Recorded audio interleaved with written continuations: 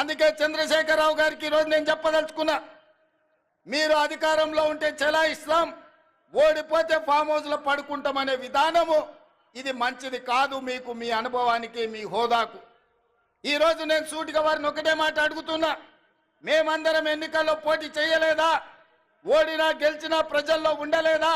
ఒక్కసారి కాదు 2 సార్లు మీరు గెలిచినారు, మేము ఓడినాం. మీరు ముఖ్యమంత్రిగా ఉన్నప్పుడు ప్రధాన ప్రతిపక్ష నాయకుడిగా పెద్దలు జానారెడ్డి గారు నిరంతరం ప్రజల మధ్యలో ఉండి శాసనసభలో పాలక పక్షానికి సలహాలు సూచనలు ఇస్తూ ప్రభుత్వం చేసే తప్పిదాల మీద వారు సూటిగా పదునుగా ప్రభుత్వాన్ని నిలదీసిండు.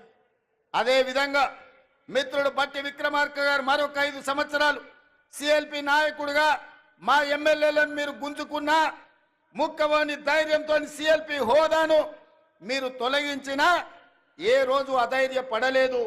ధైర్యంగా 5 మంది శాసనసభ్యులతో పంచ పాండవులలాగా అందులో కోమటిరెడ్డి రాజగోపాల్ రెడ్డిని కూడా ఎంబడి పెట్టుకొని మీతోని కొట్లాడి, నెంబర్ కాదు సమస్యలను ప్రస్తావించడం ప్రతిపక్ష బాధ్యత అని ప్రజా సమస్యల మీద చట్టసభలలో మా సిఎల్పి నాయకుడు ఆనాడు బట్టి విక్రమార్క గారు మీ ప్రభుత్వం మీద పోరాటం చేయడమే కాదు, మీ ప్రభుత్వానికి సలహాలు ఇచ్చిండ్రు.